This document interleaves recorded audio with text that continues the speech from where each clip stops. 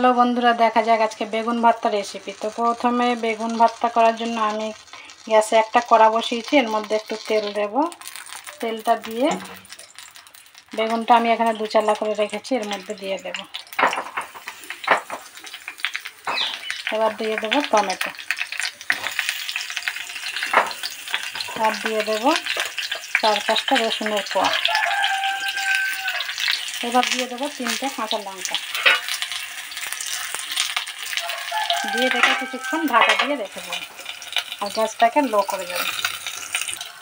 বেশ কিছুক্ষণ হয়ে গেলে একবার খুলে দেখবো,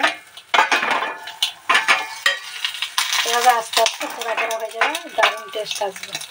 তাহলে বন্ধুরা, গ্যাসে এভাবে আস্তে করে আমি ফ্লেম করে রেখেছিলাম গ্যাসে, এভাবে পুরো এটা সিদ্ধ হয়ে গেছে। এবার এটা আমি ঠান্ডাও করে নিয়েছি, এটাকে আমি এবারে নামিয়ে নেব। নেওয়ার পর বেগুনের খোসাটা আমি ছাড়িয়ে ফেলবো। আর এখানে নিয়েছি একটুখানি পেঁয়াজ কুচি, বেগুনের খোসাটাকে এভাবে ছাড়িয়ে আমি ফেলে দেব। এভাবে বেগুনের খোসাটা ছাড়িয়ে নিলাম, টমেটোর খোসাটাও এভাবে ছাড়িয়ে নেব।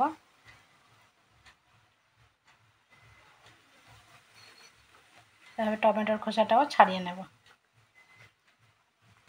এখানে রসুনটা আর কাঁচা লঙ্কাটা এর মধ্যে দিয়ে দেব, দিয়ে এখানে পেঁয়াজ কুচি নিয়েছি। এবার দিয়ে দেব 1 চামচ মতো সর্ষের তেল, আর দেব 1 চামচ নুন, স্বাদ মতো তোমরা নিতে পারো।